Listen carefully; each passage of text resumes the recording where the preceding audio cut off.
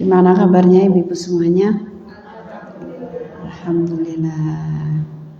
Udah siap untuk thalabul ilmi?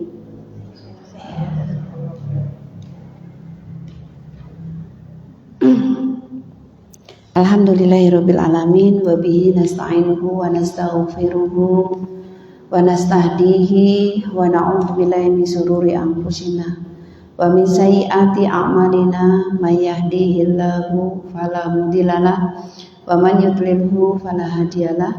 Asyhadu an la ilaha illallah wahdahu la syarikalah wa asyhadu anna Muhammadan abduhu wa rasuluh.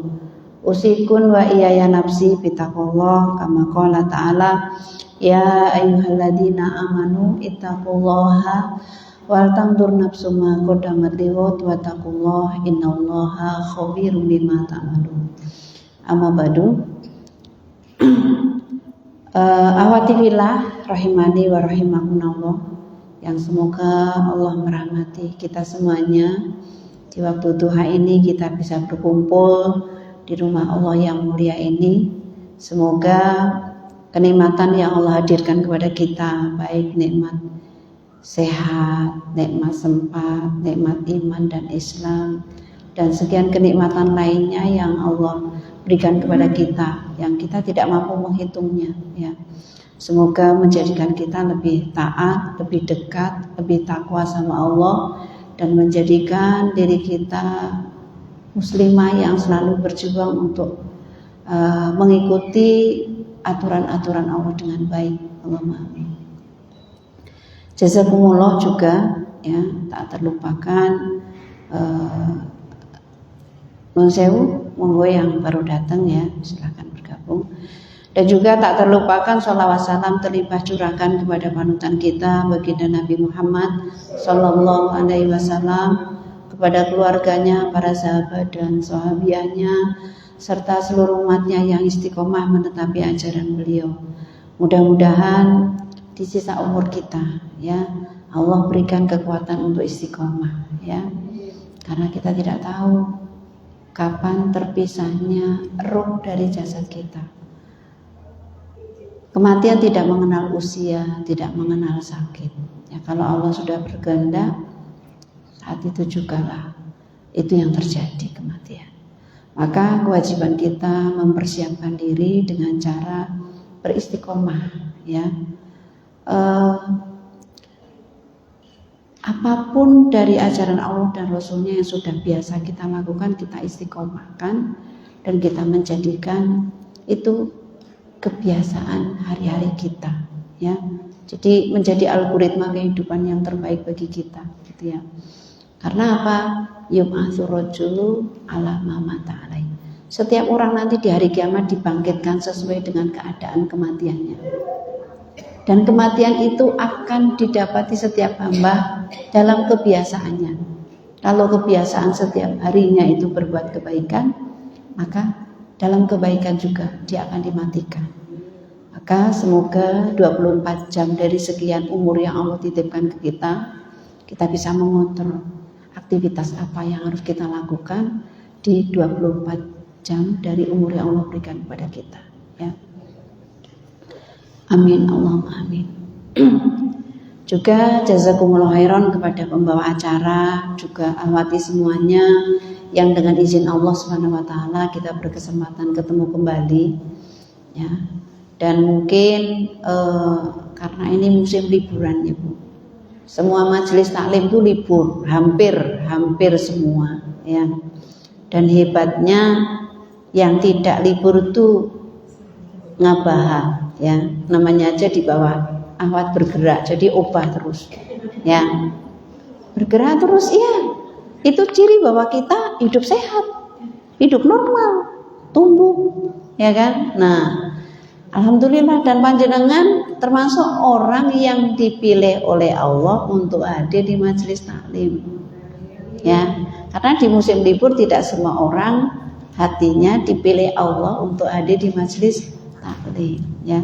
Suatu kesyukuran yang harus benar-benar kita syukuri semaksimal mungkin, ya. Dan alhamdulillah, ya, dengan pertemuan ini saya diamanai untuk menyampaikan tentang apa, Awati Bella? finansial keluarga dalam Islam. Siapa menanggung apa? Nah, itu tema kita hari ini ya. Ya, nanti mudah-mudahan kita bisa berpikir bijak ya. Saya berusaha menyampaikan berdasarkan kaidah-kaidah Allah dan Rasulnya. Semoga menjadi hidayah buat kita semuanya ya. Sebelum saya menyampaikan lebih ke dalam tentang finansial keluarga dalam Islam, siapa menanggung apa? Nah, saya kenalkan dulu apa sih finansial, gitu ya. Nah, jadi ini bacanya nggak boleh dipisah ya Bu.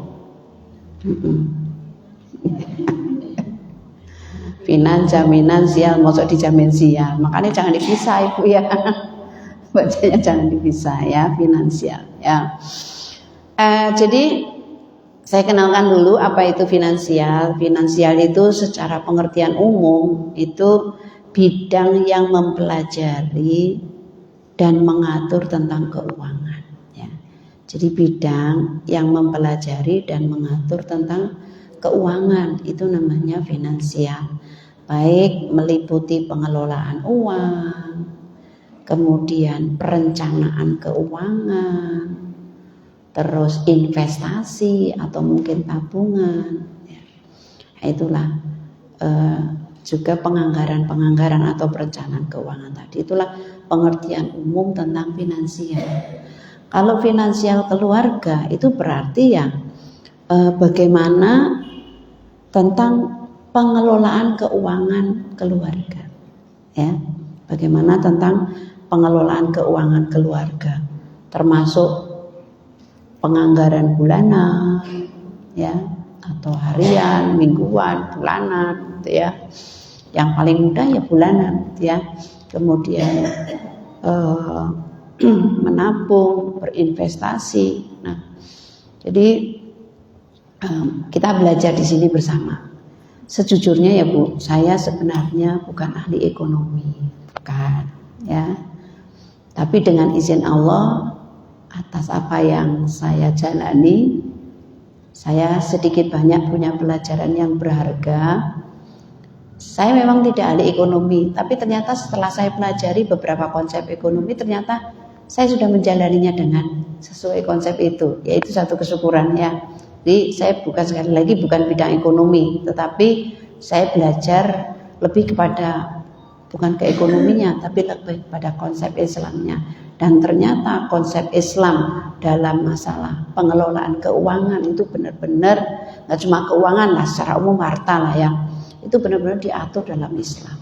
Ya, jarang-jarang loh Bu, agama yang mengatur masalah finansial, masalah keuangan, masalah ekonomi. Itu bisa, ini pernyataan salah seorang ahli ekonomi. Saya pernah ikut seminar langsung dengan beliau. Beliau itu dari semua agama itu sudah dimasuki semuanya, sudah bergabung. Dan ternyata beliau menyatakan hanya Islam yang mengajarkan konsep ekonomi dalam kitab sucinya. Nah, mudah-mudahan nanti kita bisa belajar bersama di sini ya.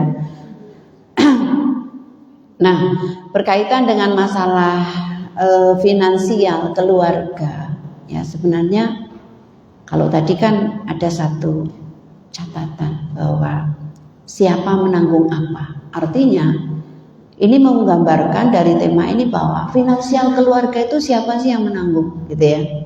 Nah, finansial keluarga itu yang menanggung seorang suami, ya, seorang suami. Nah, istri itu hanya boleh membantu. Nah, boleh membantu, bukan mokoi, ya. Kan selama ini yang kita lihat seringnya apa Bu? Wanita itu nggak cuma jadi tulang rusuk, tapi jadi tulang punggung. Itu yang sering kita lihat. Meskipun suami masih ada. Dan itu kasusnya nggak 1-2 orang. Makanya nanti kita luruskan kembali seperti apa sih, ya. Nah, jadi itu di dalam Islam sekali lagi adalah suami yang benar-benar memiliki kewenangan total untuk memiliki kewenangan dan kewajiban total untuk menjamin finansial keluarga, ya, termasuk di situ mengatur dan yang lainnya. Meskipun praktek di lapangan macam-macam suami, ya, macam-macam, ya. Jadi ada tipe suami yang ketika nun sewu, kok dia pendapatannya bulanan, ya. Ada yang langsung bruk diserahkan ke istri semua, paling dia ambil untuk jatah bensin atau mungkin keperluan tambahan yang tak terduga lainnya. Selebihnya dikelola sama istri. Ada yang seperti itu. Bolehkah? Boleh. Asal tadi dua-duanya saling menguatkan. Asal suami istri saling menguatkan. Artinya apa? Di situ istri tidak kemudian sebagai manajer keuangan kemudian seenaknya saja menggunakan, tidak. Tetap dalam batasan prinsip-prinsip yang harus disepakati, gitu ya.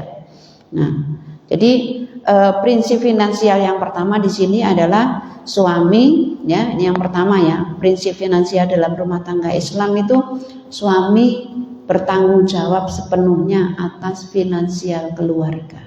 Adapun istri hanya sebatas boleh membantu entah mengelola uangnya atau entah membantu mungkin sekedar untuk mengisi kegiatan, gitu ya.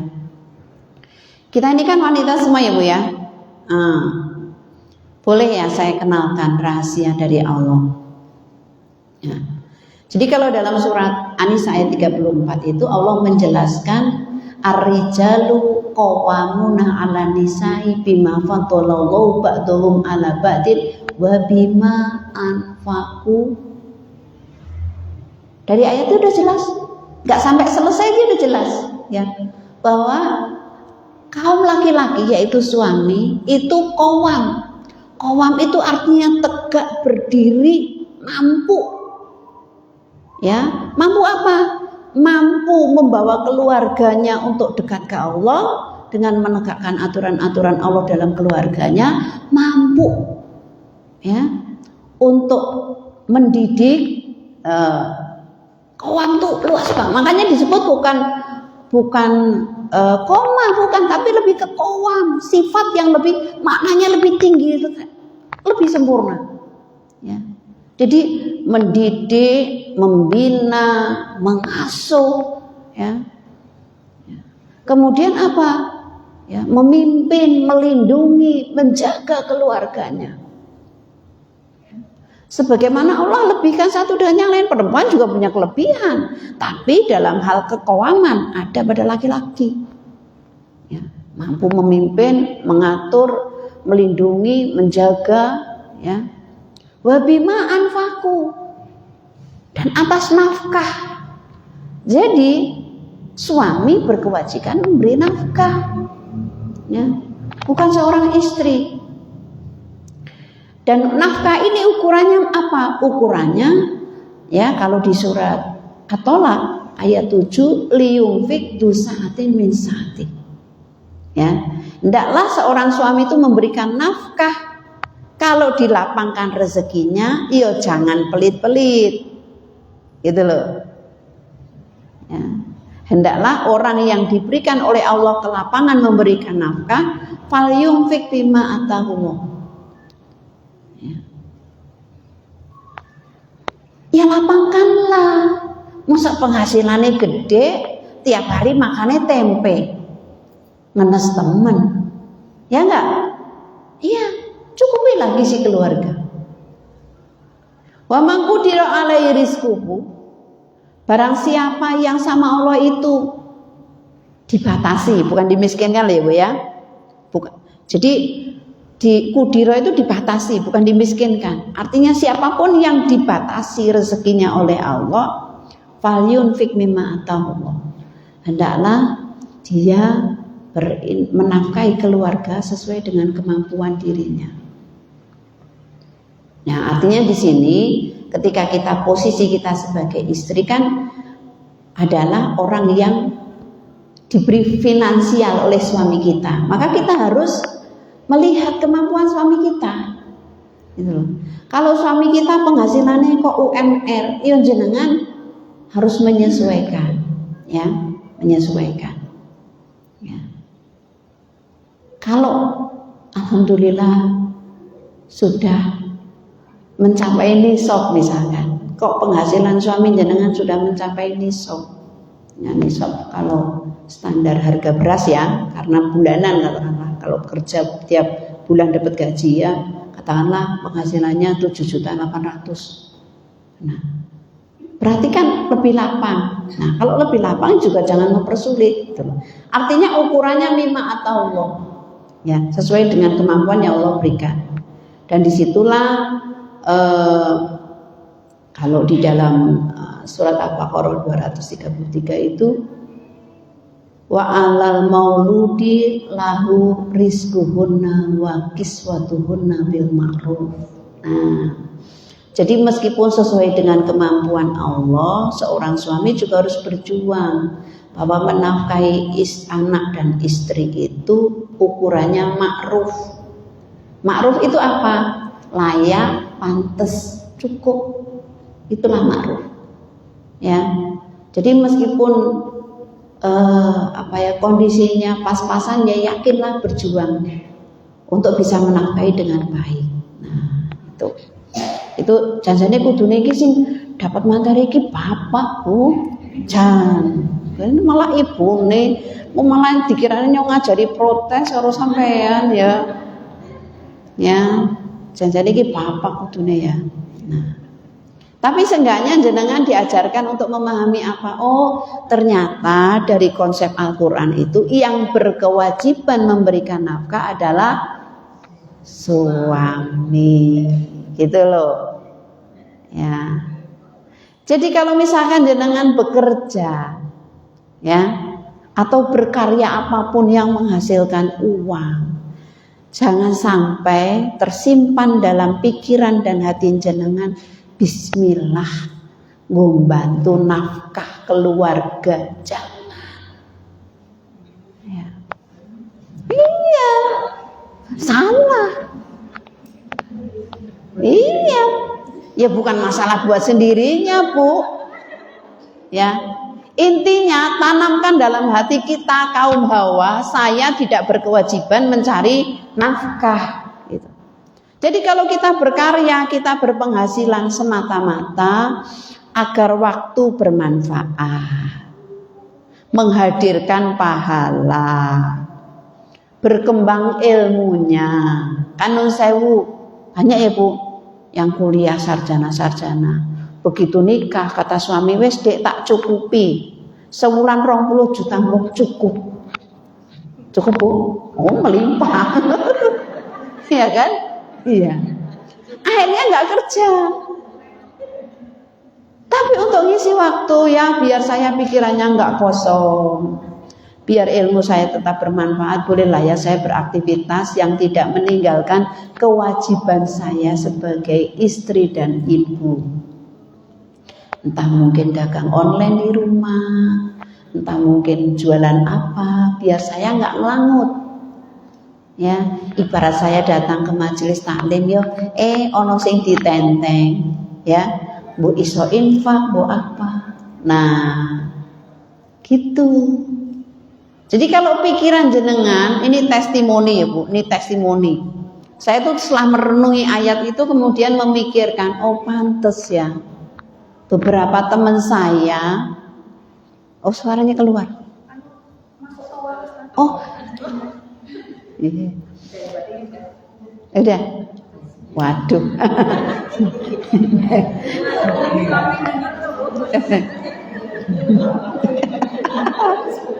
Oh, bapaknya protes. Ya. Jadi gini. Jadi ini beberapa testimoni Bu. Artinya kenapa sih tadi ayat-ayat itu saya sampaikan, bahkan urusan rumah sekalipun, urusan tempat tinggal itu bagian dari finansial juga kan? Iya kan? Itu kalau dalam surat Tolak ayat 6, askinuhunna min haitsu sakantum min wujdikum wala tudaruhunna litudayiku alaihinna. Ya. Tempatkanlah istrimu di tempat yang kamu tinggal sesuai kemampuanmu. Mampunya ngontrak, mampunya beli, mampunya rumah gede, mampunya rumah semi permanen. mampunya rumah permanen, min wujdikum, ukurannya sesuai dengan kemampuanmu. Nah, artinya di sini segala finansial yang ada dalam kehidupan rumah tangga muslim adalah kewajiban seorang suami. Maka di situ bismillah mari kita tanamkan bahwa nafkah itu kewajiban suami. Gitu loh. Ini ada beberapa kejadian ya Bu, seiring perjalanan waktu saya itu kayak semacam meneliti lah, mengamati beberapa kejadian yang ada di teman sekitar kita tinggal, atau mungkin teman dulu ini ya. Dulu tuh ada orang yang berpikir begini, ini memang dari awal konsepnya salah ya. Jadi saya pengen cari istri yang PNS biar bisa membantu ekonomi saya, karena saya kegiatannya ya istilahnya namanya swasta tidak menentu gitu.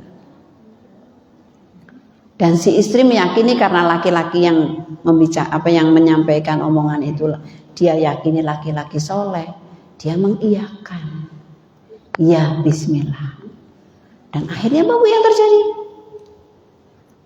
Akhirnya istri ini ya jadi tulang punggung keluarga, nggak cuma jadi tulang rusuk.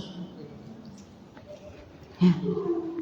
Dan itu terjadi qadarullah ya. Itu memang satu komunitas ya Bu. Jadi kumpulan bidan PNS ya. Nikah dengan secara umum laki-laki yang itu kriterianya seperti itu, swasta. Tapi masing-masing kayak mungkin namanya teman satu komunitas, kadang dari obrolan itu menjadi sebuah kesepakatan tanpa disadari.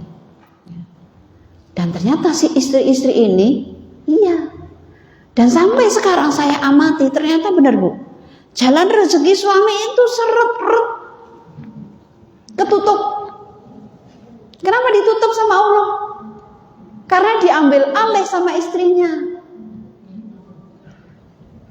Biaya persalinan tanggung sendiri, biaya kehidupan hari-harian nafkah rumah tangga sehari-hari ditanggung sendiri sama si istri ini. Biaya pendidikan sampai kuliah direwangi jempalitan. Ya PNS kalau anaknya sudah tingkat kuliah, mbok ibu bisa bayangkan lah gajinya seberapa sekian. Nah, akhirnya apa? Sampai ada yang paling parah apa Bu? Bawa pisau. Ya, benar itu. Tanpa sadar HP itu on, sedang menghubungi saya, teriak.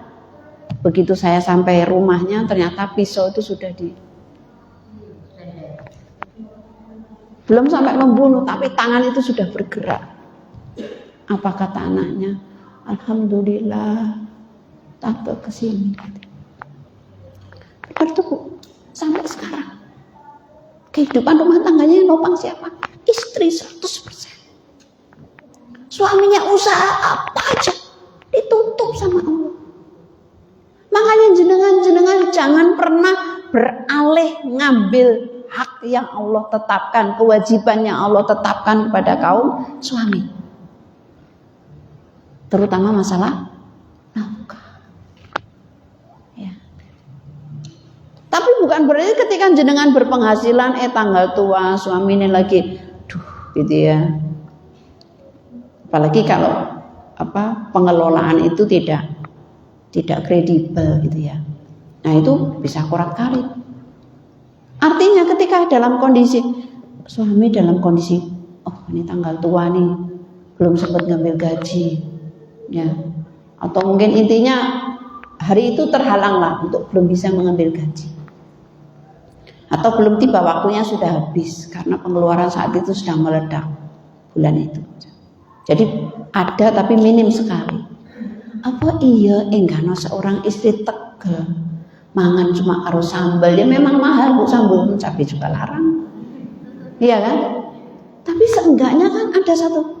Nah, itu bismillah. Mungkin suami berpikir, "Mah, katanya uang tinggal sekian bisa makan enak. Alhamdulillah ya, saya ada rezeki. Jadi alhamdulillah bisa beli lauk yang enak. Jangan sampai anak-anak kurang gizinya. Bismillah." Nah, dan suami jangan juga merasa tercoreng banget, jangan. Itulah kehidupan bersama, saling melengkapi. Tapi jangan pernah berpikir bahwa seorang istri memiliki kewajiban mencari nafkah. Nah, kalau perlu jenengan pahamkan juga, ya jangan jengkel ya, saya kalau sering jaluk duit sama jenengan. Misalnya kan ada tipe keluarga yang keuangannya total finansial rumah tangganya itu dikelola oleh suami, kan ada ya? Ada yang seperti itu. Nah, maka ketika ya maaf ya, kalau aku kurang minta jangan marah. Itu pertanda Allah kasih bocoran bolongan rezeki yang tambah lagi gitu. Jadi jalan rezeki itu ditambah lagi, tapi kita minta juga harus proporsional untuk hal yang sangat penting atau tidak. Kalau hanya sekedar untuk make up ditunda. Kalau hanya sekedar promosi skincare ditunda. Ya. Jadi disitulah sekali lagi bahwa prinsip finansial dalam keluarga muslim yang pertama adalah apa, Bu? Bahwa nafkah adalah kewajiban suami. Itu semuanya. Ya tentunya mengikut tradisi, Bu. Dan tradisi kita itu tradisi yang pas-pasan. Itu di Indonesia. Artinya apa? Suami itu harus ngasih nafkah ya sebatas nafkah keluarga. Yang sering kita lihat begitu, ya kan? Ada nggak di sini yang mungkin kan kadang ada juga yang ada yang seperti itu ya. Tapi jarang saya lihat. Ada nggak di antara jenengan yang nafkahnya itu nafkah istri? Artinya seorang suami memberikan finansial khusus untuk istri. Mah, ini untuk skincare. Mah, ini untuk lo. Ya iya. Ya. Loh, iya Bu. Mah, ini untuk skincare. Mah, ini untuk yang alehnya tuh cuma untuk istri gitu loh. Ini untuk skincare. Ini untuk infak. Kalau kajian-kajian mungkin bensin dan yang lainnya. Terus ada lagi yang khusus, misalkan mama kan sering antar jemput anak-anak, jadi saya gaji. Tuh, ada Bu yang kayak gitu. Bener. Bener. Saya itu sampai kecipratan dari gajinya si perempuan itu loh. Bener. Bener. Ada. Iya bener. Ya. Jadi saya itu sampai kecipratan rasanya itu. Ya saya kan heran loh. Loh antum memberangkatkan saya umroh. Udah izin suami, bukan ini uang saya pribadi Us. Dulu waktu mahasiswa saya ikut kajian jenengan, saya nggak pernah ngasih uang bensin sama sekali. Ya sekarang saya digaji sama suami saya setiap bulannya. Nah saya kumpulkanlah, ternyata dikumpul-kumpul banyak. Jenengan berangkat ya. Nah, itu. Jadi antar jemput anak sekolah diupahi, skincare dijatah. Untuk biaya kajian dia butuh transportasi, butuh infak, ditambah. Ini nafkah untuk mama. Seneng deh, seneng. Ya. Tapi kan jarang-jarang yang gitu. Nah, jenengan termasuk yang gitu enggak? Oh enggak, sama. Iya kan, sama gitu ya. Nah, artinya nafkah itu secara umum ya finansial keluarga. Tetapi ketika seorang suami memberikan, karena secara umum kalau di Timur Tengah gitu Bu, nafkah itu ada dua macam. Ada nafkah untuk istri, ada nafkah untuk keluarga. Untuk keluarga berarti yang operasional keluarga harian sampai sebulan itu berapa gitu ya. Nah ada yang nafkah istri. Nah makanya banyak perempuan-perempuan di Timur Tengah itu yang rata-rata punya usaha sendiri tanpa mengesampingkan kewajibannya sebagai istri dan ibu dari anak-anaknya. Yo semangat Bu, diopai dewek ya kan, ngurus anak yo semangat. Makanya ibu-ibu yang wajahnya cerah itu biasanya karena anggarannya juga cerah. Ya kan? Nah, Tapi jangan berkecil hati, Bu, bagi yang memang dibatasi sama Allah. Nah, dene yang kayak dia tidak boleh juga, gitu loh. Ya, karena bisa jadi pahalane jenengan itu gedenya, besarnya pahala jenengan dari ibadah terpanjang dalam rumah tangga itu membersamai suami dalam keadaan terbatas. Iya. Al jaza min jinsil amal. Balasan itu sesuai dengan amalnya. Jenengan prihatin, tapi suami jenengan bahagia, jenengan ya bahagia, keutuhan rumah tangga terjaga, anak-anak kasih sayang terpenuhi meskipun ekonominya tidak yang ke atas, sedang-sedang aja. Jadi Allah Maha tahu yang terbaik. Artinya apapun itu, oh alhamdulillah. Kita menyesuaikan, kewajiban istri menyesuaikan. Ya.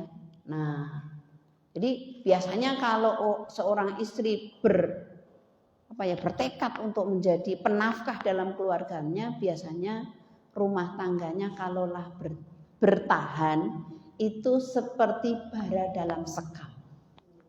Bertahan, bentuknya ya seperti itu. Tapi jerone muk. Nah, kalau enggak seperti bara dalam sekam, biasanya bubaran. Itu makanya bismillah ya.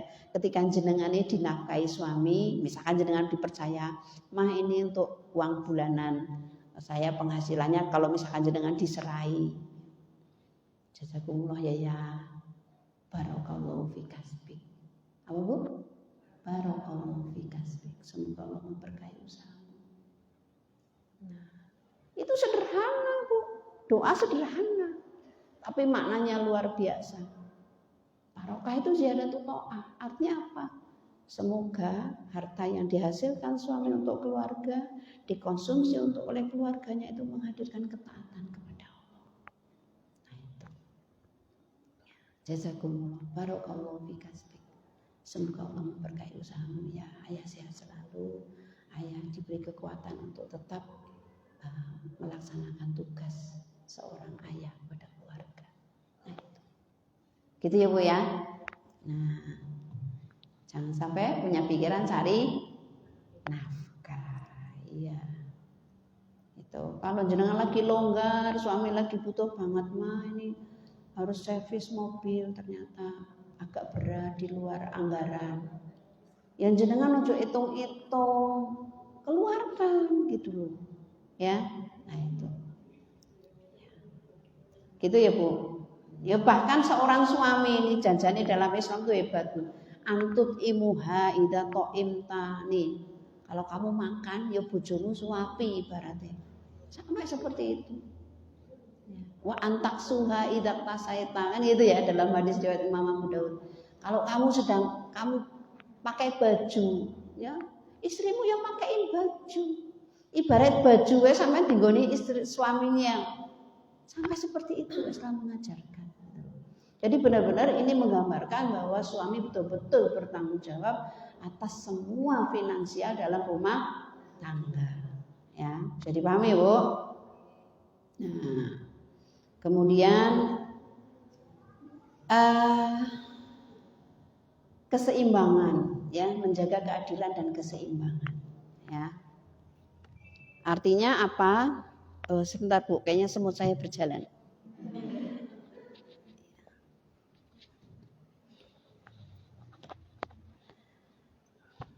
Artinya apa? Di sini kan kadang-kadang ada finansial yang harus tetap dijamin oleh suami kita karena berdasarkan kewajiban. Semisal orang tua yang sudah tua renta, yang sudah tidak mampu berkarya. Itu kan berarti tanggung jawab suami kita. Ya kan? Nah, atau nun sewu, suami punya adik janda yang memang jandanya pun juga butuh kehidupannya dibantu, nun sewu, ya, dibantu loh ya. Nah, itu juga harus seimbang. Atau mungkin bersedekah katakanlah, berinfak katakanlah, berbagi katakanlah, itu secara luas ya. Itu tetap harus menjaga keseimbangan. Makanya di dalam hadis yang diriwayatkan oleh Imam Muslim itu dijelaskan bahwa dinarun anfaqtahu fi sabilillah. Ya. 1 dinar yang engkau infakkan untuk kepentingan agama Allah. 1 dinar itu sekarang berapa, Bu? Harga LM 2 jutaan lebih dikit, dibuat gampang 2 juta lah ya. Jadi 1 dinar itu sekarang 8,5 juta. Itu 1 dinar ya. Nah, ini gambaran aja sih Bu ya. Wadinarun anfaqtahu sebenar. Nah ini ya. Dinarun anfaqtahu fi sabilillah. Ya, 1 dinar yang engkau infakkan untuk kepentingan agama Allah. Wa dinarun anfaqtahu fi raqabatin, dan 1 dinar yang kamu gunakan untuk membebaskan budak. Ya. Wa dinarun tasaddaqta bihi ala miskin, atau 1 dinar yang kamu sedekahkan untuk membantu orang miskin. Wa dinarun anfaqtahu ala ahlika, dan 1 dinar yang kamu nafkahkan untuk keluargamu. Ternyata apa kata Nabi? A'dhamuha ajrun alladzi anfaqtahu ila ahlik. Ternyata pahalanya yang paling besar di sisi Allah adalah 1 dinar yang kamu nafkahkan untuk keluarga. Bisa dipahami? Bisa dipahami, Bu? Ini sebuah gambaran ya. 1 dinar yang kamu nafkahkan untuk fisabilillah, 1 dinar kamu gunakan untuk memerdekakan budak, 1 dinar kamu gunakan untuk bersedekah kepada orang miskin, dan 1 dinar yang kamu berikan untuk menafkahi keluarga. Ternyata a'dhamuha, pahalanya yang paling besar yang mana? Alladzi anfaqtahu ila ahli, yang kamu gunakan untuk nafkahi keluarga, itu pahalanya lebih besar. Artinya di sini suami ketika nun sewu nih ya. Suami ketika nun sewu ditakdirkan sama Allah, ternyata ada orang tua yang harus dinafkahi, ya sesuai dengan kebutuhan aja. Kalau orang sudah lansia tua renta, apa sih kebutuhannya? Cuma kebutuhan makan sama perobatan. Ya kan? Enggak lebih dari itu.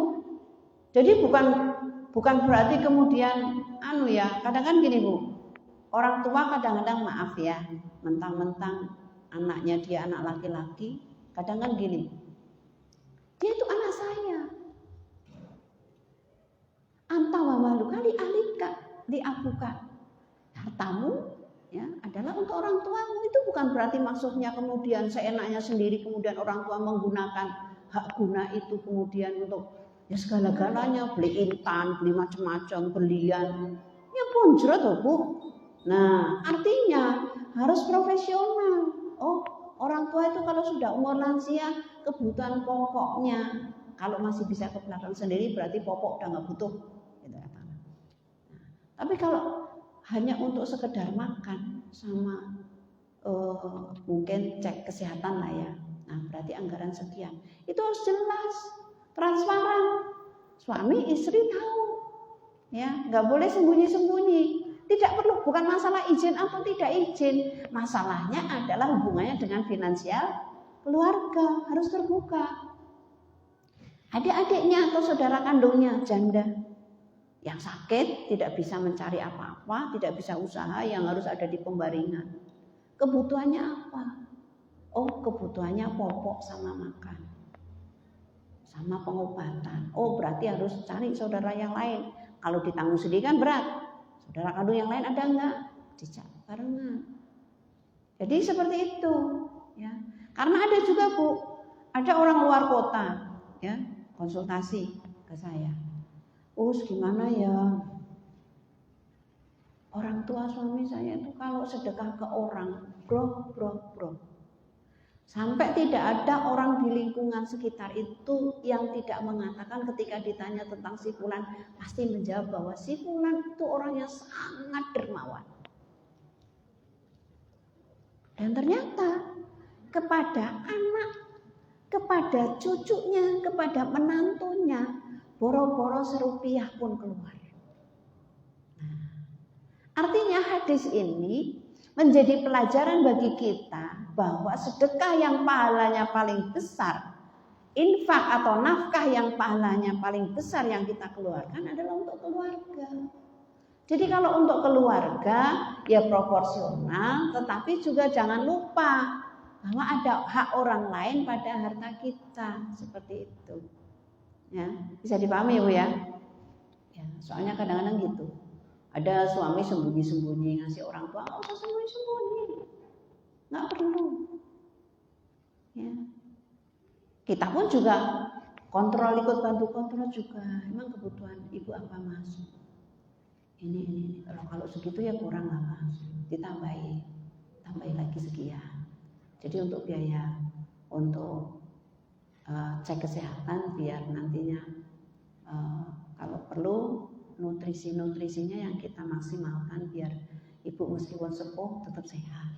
Nah, itu. Jadi jangan sembunyi-sembunyi, nggak bagus.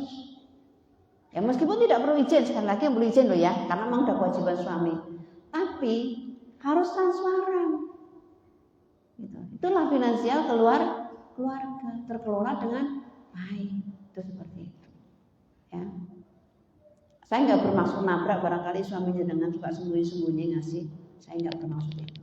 Tapi lebih kepada manajemen finansial keluarga. Itu harus jelas dan terbuka. Kadang-kadang suami karena sembunyi-sembunyi ngasih malah kurang. Iya kan? Tidak dimarahi sama istrinya. Dan ternyata ketika istrinya memang wanita soleha, dia paham tentang kehidupan, malah mengatakan, ya kalau segitu kurang lah, coba ditambahin. Paling enggak sekian lah ya, dan uang kita kan cukup lah. Nah kan jadi malah enak kan, keluar duit ya lego, enak, nggak perlu sembunyi-sembunyi. Orang tuh kalau berbuat soleh sembunyi-sembunyi padahal harusnya terang-terangan. Kalau urusan keluarga kan harus terang-terangan tuh ya, bawaannya kan takut kan nanti kalau ketahuan ya, hormon apa ya, hormon negatif pun muncul. Nah itu nggak bagus, gitu ya. Nah, jadi itu prinsip pertama. Prinsip yang kedua, seimbang. Ya. Kemudian halal dan thayyib. Nah itu prinsipnya yang berikutnya. Pastikan yang kita terima dari suami kita itu halal dan thayyib. Ya, halal dan thayyib. Halal saja tidak cukup. Ya, jadi juga harus thayyib. Ya. Kenapa Bu? Ya, kita harus mengedepankan halal dan thayyib karena memang perintah Allah jelas, ya ayuhan nas kulu mimma fil ardi halalan thayyiba wala tatabi'u khutuwati syaitan innahu lakum aduwwum mubin. Dia di Al-Baqarah ayat 168. Wahai manusia, hendaklah kamu makan ya dari apa yang kamu dapatkan di muka bumi ini halal dan thayyib. Halal itu secara zatnya maupun secara prosesnya. Garis bawah ya Bu ya. Halal secara zat maupun halal secara proses. Proses itu berarti didapatkan dari mana, itu harus jelas. Karena nanti di hari kiamat ya, kaki anak Adam itu nggak akan bergeser sedikit pun kecuali setelah diinterogasi dengan 4 hal. Dari ilmu yang didapatkan sudah diamalkan belum? Ya, dari umur yang diberikan sudah buat apa? Ya kan? Dari rezeki yang didapat dari mana dan sudah digunakan untuk apa? Ya, semua dimintai pertanggungjawaban gitu loh. Dan berhubungan dengan finansial itu ditanyai, kamu dapat rezeki dari mana? Terus untuk apa? Jadi prosesnya harus halal, kemudian secara zat yang dikonsumsi juga harus halal, gitu loh. Nah ini kan berarti kita semuanya nih, banyak laki-laki yang non sewu ya, yang terjerat korupsi karena istri, itu. Akhirnya apa Bu? Makannya nggak halal, ya. Makannya nggak halal. Terus nggak mungkin lah suamiku bekerja tukang bangunan. Loh, tukang bangunan Bu, sing dikorupsi malah benda mati, butuh duit, wesi, waktu, semen, doyan kabeh. Iya kan? Iya. Itu. Jadi prosesnya pastikan yang halal. Kalau wanita zaman dulu Bu, zamannya Rasulullah itu, ketika suami keluar rumah, ya, itu pasti istri dan anaknya perempuan atau anaknya yang lain tuh berada melepasnya, ya. Artinya memberikan pelepasan untuk pergi, gitu ya. Dan berpesan begini, wahai ayahku, fa inna nasbiru alal ju' wala nasbiru alan nar. Itu kata anaknya. Itu juga istrinya. Fa inna nasbiru alal ju' wala nasbiru alan nar. Wahai suamiku, wahai ayahku, kami semua sabar dengan lapar, tapi kami enggak sabar dengan neraka. Maka pastikan yang kau berikan kepada kami adalah yang halal. Jadi jangan sakit hati. Kalau laki-laki zaman dulu ketika memberikan kepada istrinya halalun, bismillah halal, ya halal. Tuh. Oh, laki-laki zaman siki ditakoni halal ya. Orang percaya Bu? Ya Bu? Iya, tapi nggak ada salahnya sih ketika jenengan komunikasikan dulu. Ya, dulu kata Ustazah, kalau zamannya Rasulullah itu, zaman sahabat Nabi itu ketika seorang suami melepas, seorang istri melepas suami atau seorang anak melepas ayahnya itu senantiasa berpesan, kami sabar dalam kelaparan, tapi kami nggak sabar dengan neraka. Maka pastikan yang memberikan kepada kami yang halal. Nah, itu kayak gitu katanya ya. Jadi nanti kalau saya sesekali ya nanya misalkan halal nggak ya, jangan tersinggung ya. Itu hanya sebatas untuk kontrol rohani kita. Biar apa yang kita dapatkan benar-benar nyaman. Jadi jangan marah. Jadi itu luar biasa itu ya. Begitu ya. Jadi pastikan kehalalannya. Ya. Juga thayyibah, baik. Istilahnya ketika jenengan masak ya pikirkan. Jenengan beli pakaian, jenengan beli apapun untuk keluarga, pastikan thayyibnya juga. Enggak cukup halal. Misalkan jenengan masak. Ya, halal sih halal, tapi ternyata enggak thayyib. Contohnya, anak jenengan alergi udang. Udang halal enggak? Halal. Kulu ma fil bahri halal. Setiap yang di laut itu halal. Ya. Ternyata anak jenengan alergi udang. Kotor semua. Itu berarti enggak thayyib. Maka jangan dikonsumsi. Syukur-syukur jenengan luruskan niat. Bismillah ya Allah. Semoga apa yang saya masak hari ini semua thayyib untuk keluarga saya, halal dan thayyib untuk keluarga saya. Saya bermohon kepadamu ya Allah, saya sudah berusaha untuk halal dan thayyib. Semoga apa yang dikonsumsi oleh keluarga saya ini menjadi sehatnya keluarga saya, sehingga dengan sehat sholatnya bisa berdiri sempurna, rukuk dan sujudnya nyaman ya Allah. Perkara dunia, tapi ketika kita luruskan untuk urusan akhirat, berpahala untuk amalan akhirat. Ya, maka pastikan yang kita makan, yang kita pakai, yang kita gunakan dari apa yang kita miliki, pastikan dari yang halal. Itu prinsip dalam finansial keluarga, pastikan halal. Gitu ya Bu ya. Pengaruh loh Bu, pengaruh. Kalau suami korupsi, doyan dari yang maaf non sewu, dari yang nggak halal gitu ya, mungkin korupsi atau dan yang lainnya, bahayanya ke anak, sama ke suami, sama ke istri. Suami yang korupsi atas dorongan istri, rusak semua Bu. Anaknya ya bejat, diatur angel, nggak nurut. Jadi koreksi diri aja Bu. Kalau misalkan kok anak kita diatur angel, barangkali ada suapan-suapan yang masuk ke tubuhnya dari yang haram. Ya, nah itu. Jadi harus hati-hati. Ya, beberapa kejadian sih Bu. Beberapa kejadian. Ada anak yang diarahkan susah banget. di pesantren susah banget. Sampai pelanggaran apapun dilakoni. Akhirnya diantarlah pulang karena sudah angkat tangan, semua pengurus sudah angkat tangan. Dibalikkanlah ke rumah orang tuanya. Begitu sampai rumah ngobrol-ngobrol, orang tuanya nggak mau, tolong Ustaz, tolong pertahankan anak saya lah di pesantren, saya minta tolong. Ada suatu pertanyaan dari Ustaznya, Bapak kerjanya apa? Begitu ditanya, ya saya kerja di bank. Terus boleh nggak saya minta tolong? Kalau Bapak minta tolong sama saya juga minta tolong. Coba Bapak jauhi dari tempat yang riba, atau mungkin makanan-makanan yang diberikan dari duit ke anak itu dari hasil yang halal.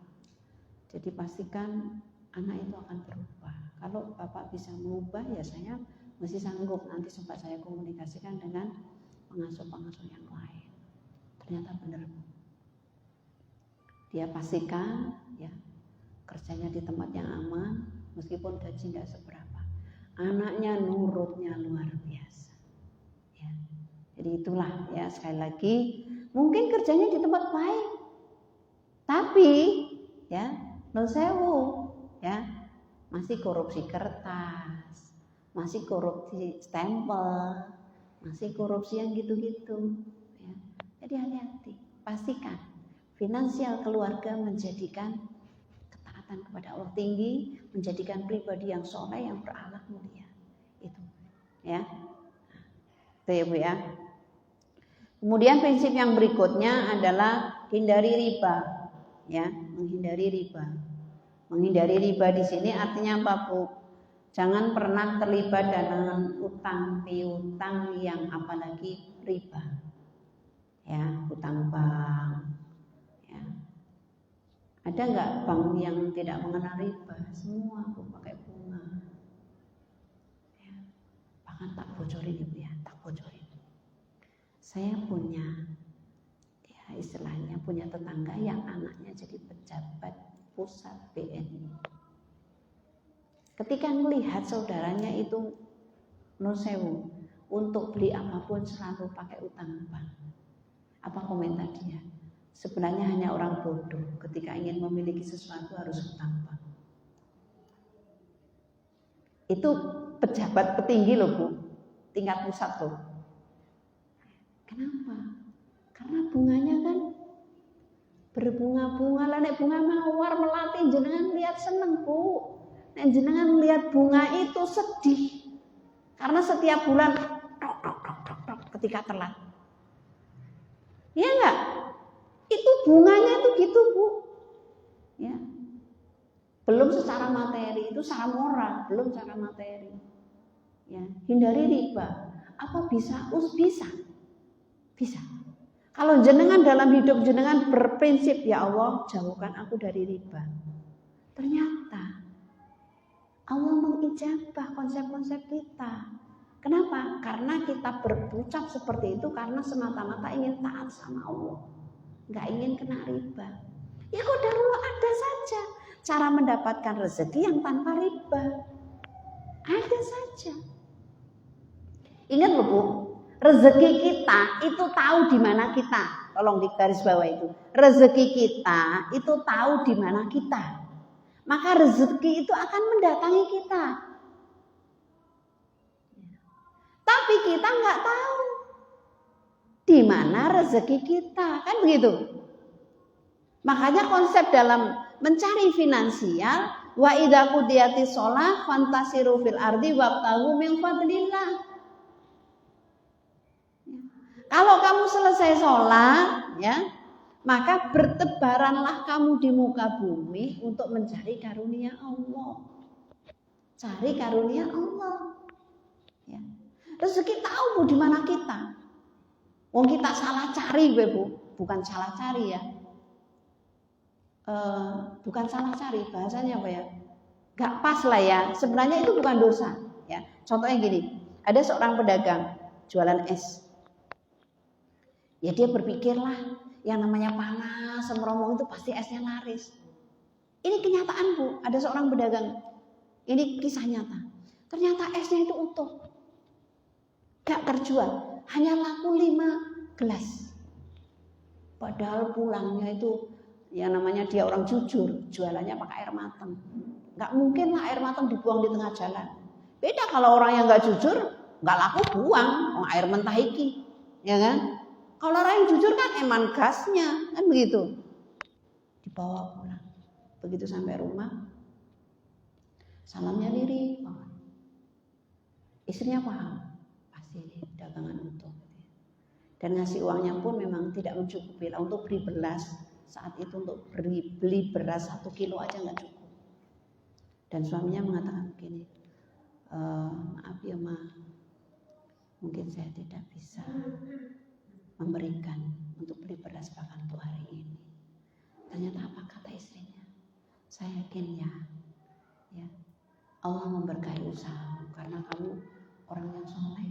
Bismillah, saya yakin rezeki ayah itu datangnya bukan siang ini, tapi bisa jadi malam. Coba, benar, lagi sholat maghrib sampai isya nggak pulang-pulang, biasanya pulang. Ternyata diajak ngobrol oleh seseorang, diajak ngobrol, diskusi, ngobrol tentang keislaman dan ternyata ini maaf Mas, ada sedikit rezeki, tolong diterima. Saya ikhlas memberi, saya berharap jangan ikhlas menerima. Yang biasanya sehari itu bersih dapat 200 atau 300, itu dikasih 1,5 juta. Kan berarti rezeki tahu siapa sasarannya, tahu ini jatah siapa, itu rezeki tahu. Tapi kita yang nggak tahu. Makanya bagaimana kita tetap ikhlas menjalani apa yang kita upayakan, jangan sampai terjebak dalam dunia riba. Hindari riba. Kenapa Bu riba harus dihindari? Karena kalau siapapun pelaku riba, baik sebagai pegawai ataupun sebagai objek, ya, konsumen, itu berarti fa'danu biharbi minallahi wa rasulih, gitu ya, di dalam surat Al-Baqarah ayat 180 ya. Fa'danu biharbi minallahi wa rasulih. Izinkanlah perang. Ada nggak manusia yang perang melawan Allah itu menang? Nggak ada. Pasti kalah. Secara kasat mata, orang kalau berhubungan dengan riba itu pasti berantakan. Pasti berantakan. Finansial rumah tangganya pasti berantakan. Pasti.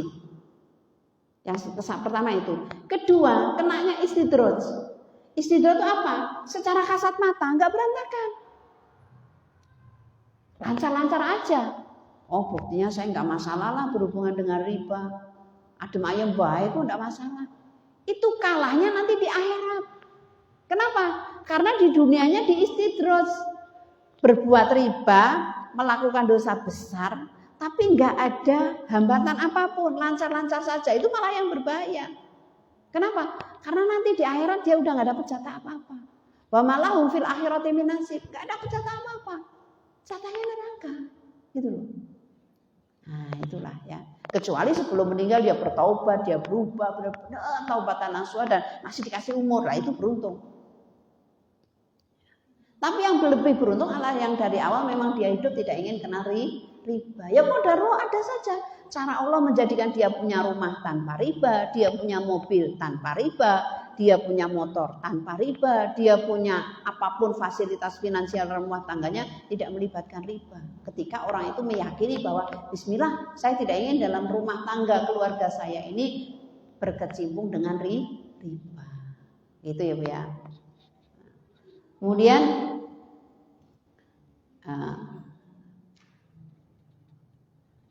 prinsip yang berikutnya adalah pastikan berzakat dan bersedekah. Nah itu Bu. Jadi meskipun harta yang dinafkahkan untuk keluarga itu pahanya jauh lebih besar, maka zakat dan sedekah harus tetap dikeluarkan sesuai dengan ayat-ayat Allah banyak sekali tentang zakat dan sedekah. Tapi ini saya kutipkan dari ayat yang masih nyambung dengan satu tema dengan masalah riba, yaitu di ayat 277 di surat Al-Baqarah, gitu ya. Nah itu. Innalladzina amanu wa amilus solihati wa aqamus sholata wa atawuz zakata lahum ajrum inda rabbihim fala khaufun 'alaihim wa lahum yahzanun. Jadi orang-orang yang beriman dan beramal soleh, yang menegakkan sholat dan menunaikan zakat tidak perlu takut dan khawatir dengan 277. Ya, tidak perlu takut dan khawatir akan hartanya habis, nggak akan. Ya. Allah akan melipat gandakan. Ya, jadi tidak perlu khawatir. Ya, jadi kalau misalkan jenengan pengen berkah dari harta yang didapatkan, kalau sudah mencapai nisab, katakanlah kalau misalkan ukurannya penghasilan bulanan ya Bu ya, itu berarti dianalogikan lebih ke panen, ya. Berarti kalau panen berarti ya beras ukurannya secara umum karena itu makanan pokok, ya. Kalau beras itu berarti nisabnya ketika beras itu mencapai penghasilan minimal nisabnya itu 520 kg. Kalau penghasilan panen segitu, ya, maka harus wajib zakat. Nah, artinya kalau dikalikan ke rupiah, karena penghasilan tiap bulannya rupiah, bukan panen, misalkan, itu berarti ketika penghasilannya minimal sebulan 7.800.000, itu berarti sudah masuk ke nisab zakat mal. Maka siapapun yang penghasilannya ini dengan harga beras sekarang loh ya Bu ya. Harga beras kan dibuat standar 15 ya. Nah, itu ketika penghasilannya sudah mencapai 7.800.000, maka dia sudah wajib zakat mal. Nah, bagaimana kalau ternyata penghasilannya belum sampai nisab, mencapai nisab, maka tetap wajib berinfak. Ya, Ibu bisa buka di surat Al-Baqarah, Ali Imran ayat 134. Ya, di situ dijelaskan bahwa ciri orang yang bertakwa itu adalah yunfikuna fis sarra'i wadh-dharra, tetap menafkahkan hartanya untuk kepentingan di luar kepentingan pribadi, berarti untuk kepentingan agama Allah, untuk sosial atau untuk bersedekah atau untuk mungkin kajian atau apa, itu apa? Yunfikuna fis sarra'i wadh-dharra, tetap berinfak dalam keadaan lapang dan sempit. Nah, doro itu sempit, berarti dalam keadaan pas-pasan. Nah, artinya belum mencapai nisab, tetapi infak itu tetap wajib. Ya, itulah orang yang bertakwa, selalu menjaga infaknya. Ya, Ibu bisa nilai lah ya. Kalau penghasilan 7.800.000 tuh paling zakat malnya keluar hanya 195.000.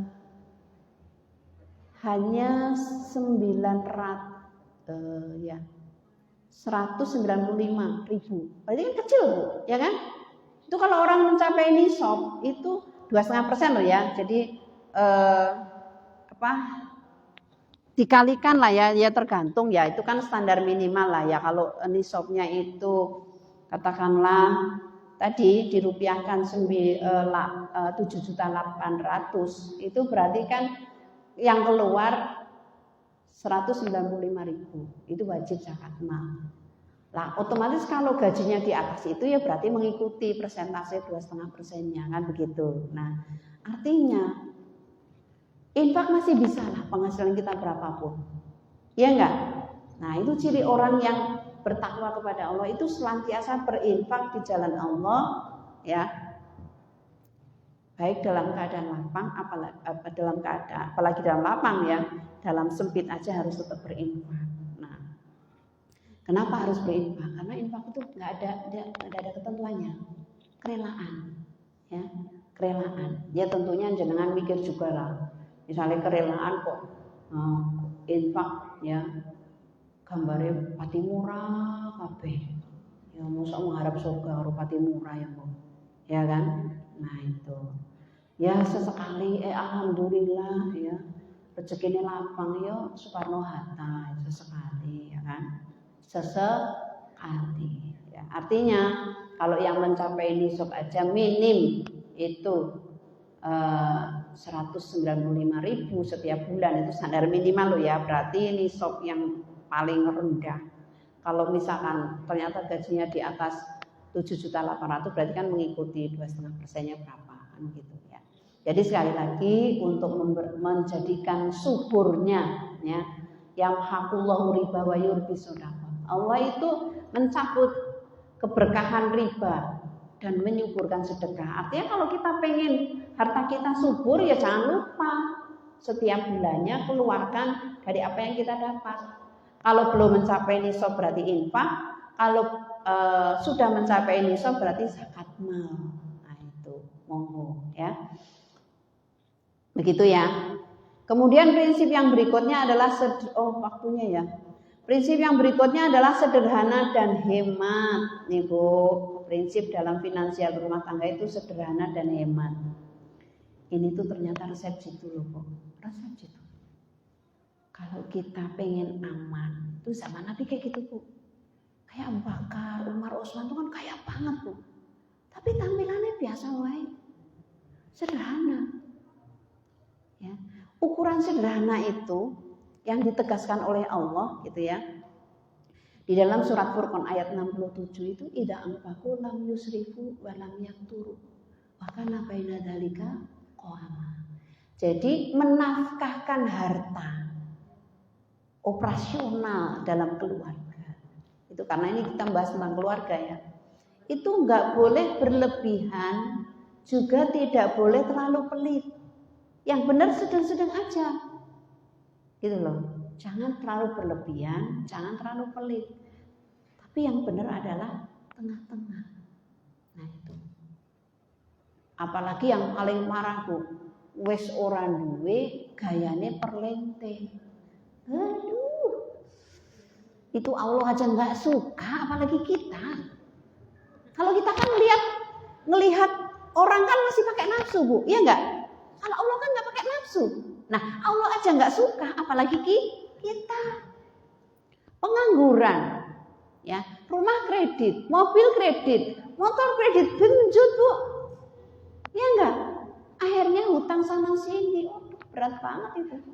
Itu benar-benar, menyalahi aturan Islam. Itu ya Bu ya. Jadi pastikan hemat dan sederhana. Ya. Sebuah gambaran Bu, ini sih motivasi aja ya. Tapi saya nggak yakin jenengan bisa ngelakoni. Ya. Motivasi aja, seenggaknya ngoreksi diri dan punya kontrol lah. Ya. Aisyah radhiyallahu anha itu ada masanya Bu, ketika suami mau makan aja nggak ada duit, nggak ada simpenan kut, gandum tuh nggak pegang, gandum aja nggak punya. Kalau kita beras aja nggak punya. Tapi ternyata kondisi waktu yang tidak menentu, kadang lapang, kadang ada, kadang tidak. Ternyata pernah loh suatu ketika Aisyah waktu Rasulullah mau memberangkatkan pasukan perang, suatu peperangan, saya lupa perang Tabuk atau perang Mu'tah ya, pokoknya perang besar lah. Nah di situ Aisyah itu menyedekahkan tabungannya, hartanya gitu ya. Berapa Bu? 700 dinar. 700 dinar, satu dinarnya aja 4/4 gram dinar LM loh Bu. Itu 700 dinar. Ya Allah. Sampai tercatat dalam kitab Sifatul Mukminah As-Shadiqah. Saya punya kitabnya itu. Sifat orang beriman wanita beriman yang sejati. Artinya ini buat motivasi aja biar kita itu nggak royal, nggak genggam banget, sedang-sedang aja, tampilan biasa. Tapi nek butuh apa-apa nggak bingung gitu loh Bu. Nah itu. Tampilan sederhana, tapi nek butuh apa-apa orang tahu utang. Sepakat? Tampilan sederhana, biasa aja. Tapi nek butuh apa-apa orang tahu utang. Itu benar-benar ya finansial keluarga yang tertata dengan baik. Itu ya, penting sekali Bu ya. Nah, kemudian berikutnya saya ngejar waktu Bu ya. Berikutnya adalah tabungan dan investasi. Ini tak singkat aja ya Bu ya. Tabungan dan investasi. Artinya dalam finansial rumah tangga, baik dikelola suami atau istri atau dikelola bersama, harus ada satu komunikasi yang bagus ya tentang semua prinsip-prinsip yang tadi saya sampaikan ya. Termasuk di dalamnya adalah tabungan dan investasi ya. Kenapa kita harus punya tabungan? Karena balata dri nafsun madza taksibu ghadan. Tidak ada satupun manusia yang tahu apa yang terjadi hari esok. Nah, kalau yang dicontohkan oleh Allah di dalam surat Yusuf ya, ayat 47, ayat 48 itu gambaran. Nanti dibaca sendiri ya Bu, itu konsep ekonomi dalam Islam. Waktunya sudah mepet ya. Jadi dalam ayat itu Allah menjelaskan ya bahwa ada kehidupan itu masa produktif, masa lapang, masa ada. Ada fasenya masa tidak ada. Masa sulit. Paceklek bahkan mungkin gitu ya.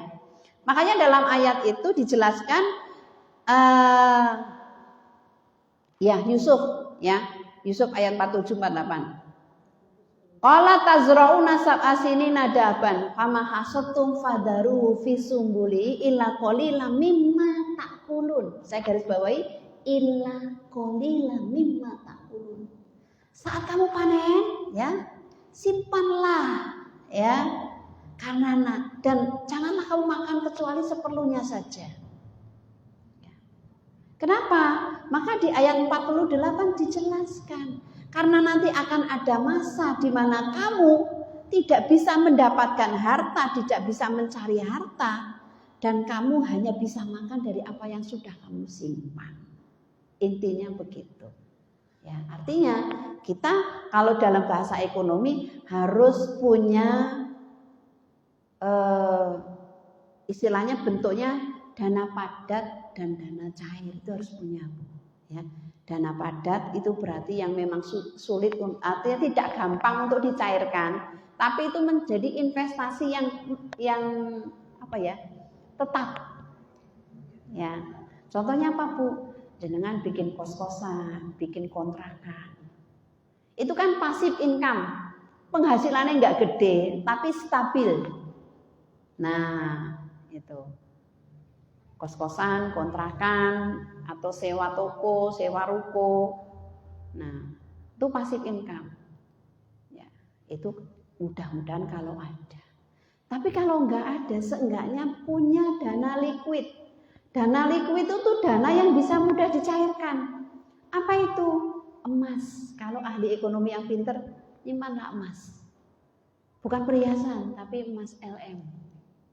Nah, itu mudah dicairkan. Katakanlah misalkan 50 gram aja, seenggaknya sehari sebelumnya ngomonglah ke tokonya, saya besok jual. Saya dulu beli dari jenengan, besok saya jual. Kasih tahu dulu, sana menyiapkan uang, nanti siap uang baru dihubungi kan gitu ya.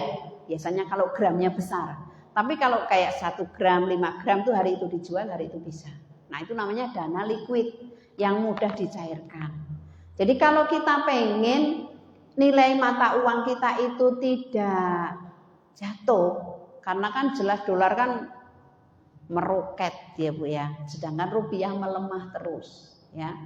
Ya paling aman seperti Rasulullah. Kalau Rasul kan dinar, kalau sekarang kan jarang lah orang dinar ya, pakainya LM. Karena dinar sama LM itu banyak sama Bu, 24 karat Mas. 24 karat gitu ya. Jadi gitu. Jadi paling enggak ketika kita butuh apapun itu ada yang bisa dicairkan dengan cepat. Nah, itulah ya. Nah, itu istilah dana liquid dan dana padat. Ya, tabungan tuh harus punya.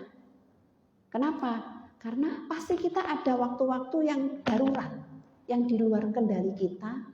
Ya misalnya Bu, kayak masalah jodoh. Wah, orang sudah diprogram, ya enggak? Nah, ternyata ketemu jodohnya. Tapi karena bisa nabung, otomatis saat ketemu jodohnya, enggak bingung lagi mencari dana, enggak pusing. Nah, atau misalkan kecelakaan, siapa sih yang mau celaka? Tapi karena itu sudah takdir, otomatis butuh dana. Ya kan? Nah, itu. Kenapa saya sarankan lebih kepada penyimpanan bentuk LM? Karena kalau asuransi, banyak asuransi sekarang pun yang bangkrut tutup. Belum untuk komplain, untuk mengajukan dana. Itu harus, kalau misalkan kecelakaan harus ada bukti. Ya memang benar juga sih, nggak salah, sananya butuh bukti ya. Ada bukti, terus ada surat keterangan kecelakaan, ada macam-macam, ada pengeluaran berapa, baru Bisa diajukan. Ribetnya ngambil duit di dheweke ribet kayak gue loh. Mending tadi cara Nabi, hidup sederhana, nggak kelihatan kaya, jadi orang-orang jahat nggak ngincer kita, tapi kita butuh ada, tinggal cairkan. Kalau emas datang ke toko emas, selesai. Dan ibu, non sewu, kenapa saya sarankan ke LM atau mungkin dinar? Dinar juga ada, saya pernah di dinar itu ada di toko tertentu, pesen itu ada. Jadi apa Bu? Tahun 2019 harga LM 1 gram itu, saya nggak jualan, Bu, dikira jualan loh Bu. Ya. Ini pengalaman aja, investasi dana liquid maupun dana padat gitu. Jadi tahun 2019 harga LM itu 1 gramnya 970-an lah, nggak sampai ke 1 juta. Sekarang 2025 LM harganya sudah 2 juta lebih 1 gramnya. Jadi nilai rupiah kita lebih stabil, dicairkan juga mudah, nggak riweh prosesnya. Prosesnya jenengan datang ke toko emas selesai. Kalau pakai asuransi, jenengan ngurus surat pengantar ini, surat ini, tembene dicairkan, ngambil duit dheweke kok ribet temen gitu loh. Iya enggak? Iya. Gitu loh. Jadi sekali lagi, ya saran saya tabungan harus punya untuk finansial keluarga, untuk menghadapi masa darurat, karena kita tidak tahu apa yang terjadi hari esok, ya. Harus punya tabungan yang jangka pendek maupun jangka panjang, gitu ya. Kalau jangka pendek berarti wujudnya uang go sewaktu-waktu, berarti tidak diwujudkan ke LM, wujudnya uang sewaktu-waktu. Pokoknya saya tiap bulan minimal cekel sekian, minimal misalkan cekel 10 juta misalkan. Nah, selebihnya wujudkan dana liquid. Kalau bisa, belum bisa digunakan untuk memberi investasi dana padat. Belum bisa nih beli kos-kosan atau belum bisa nih bikin kontrakan.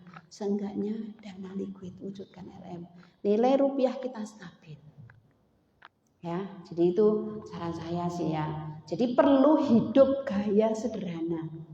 Artinya apa?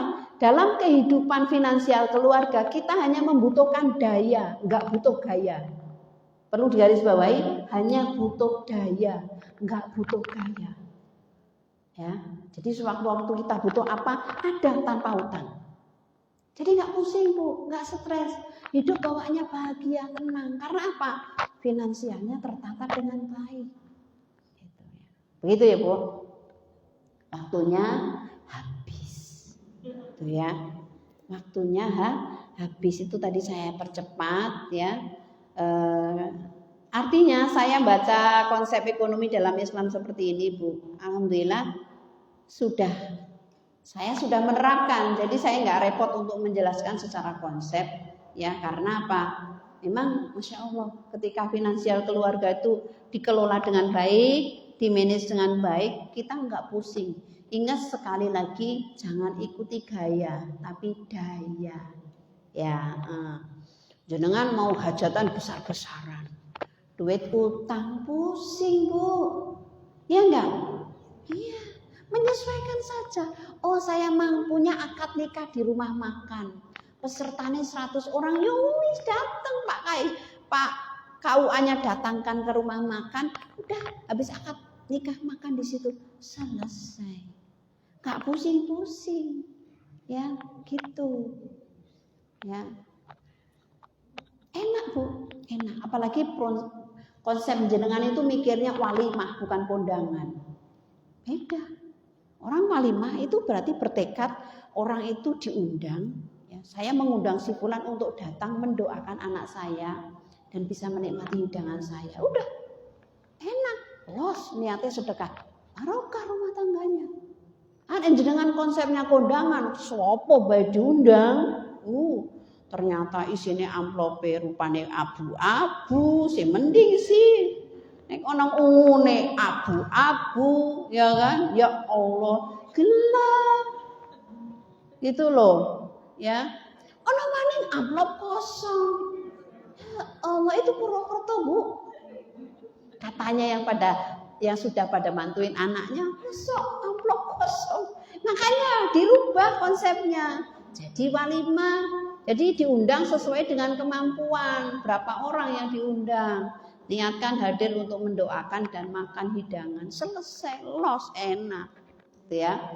Nah, jadi setelah nikah nggak mikir utang, mantu nggak mikir utang, anak nggak mikir utang, dewek orang mikir utang, bahagia lahir batin. Yo, ingat Bu, hidup pilihlah sesuai daya, bukan gaya.